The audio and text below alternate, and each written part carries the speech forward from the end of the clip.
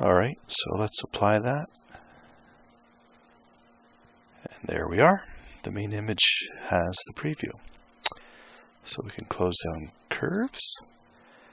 At this point, we should probably save this file. Let's do that.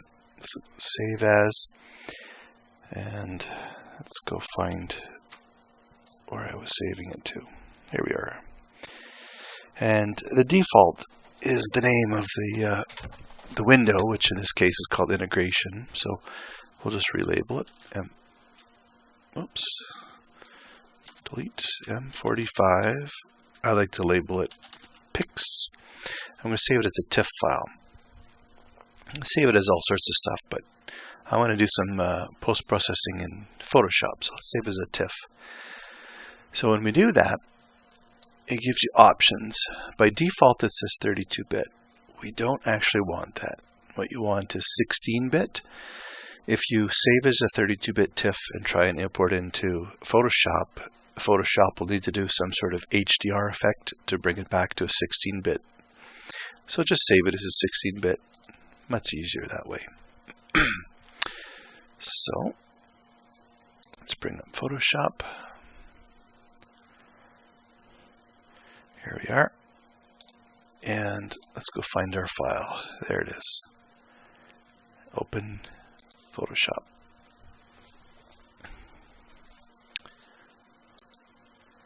So in here, let's just zoom in.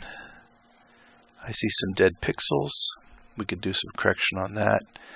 That's because I didn't run any darks or flats and bias frames, but that's okay.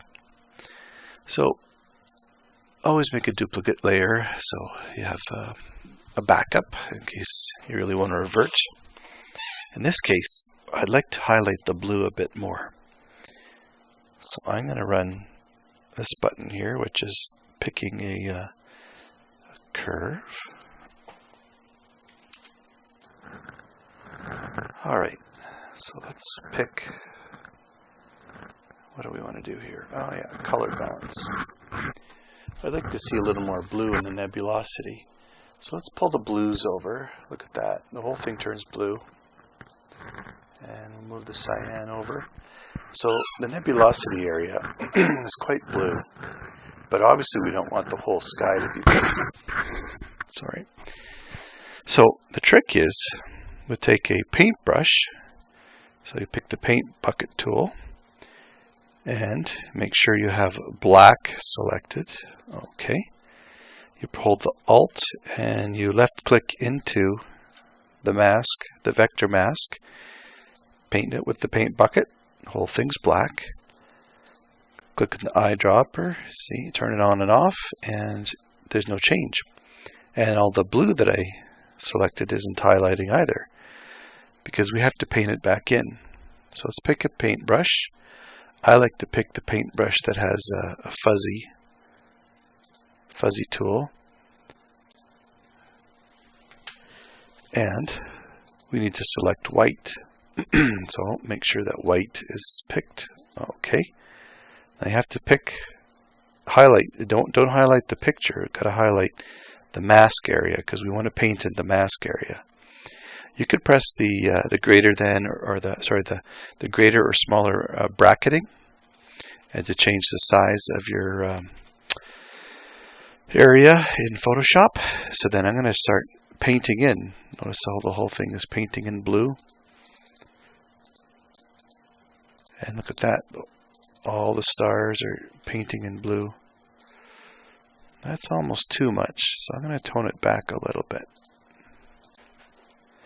So why don't we pull it back? Second thing we can do is take opacity and bring it down. See if we go to 0, nothing's changed. Maybe about 50%, 60. Yeah, maybe about 50. That looks okay.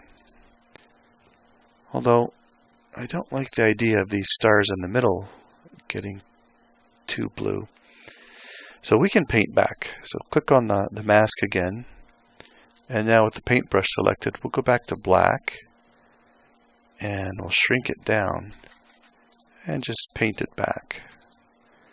So paint back in between. Notice the colors and the stars are returning,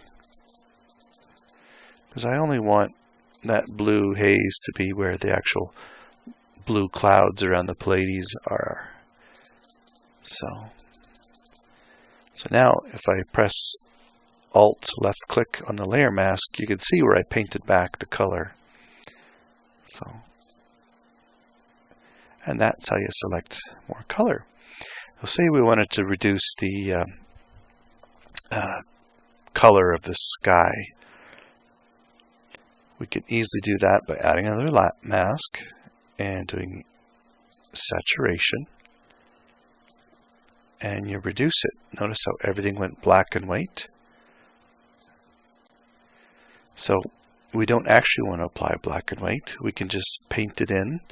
But there's actually another way we can do this with threshold. So let's turn that off. Let's go to the background copy and make yet another duplicate layer. This duplicate layer is going to be sacrificed under adjustments under threshold. So here we are, threshold, and let's increase this so we have the Pleiades and all the stars. There we go.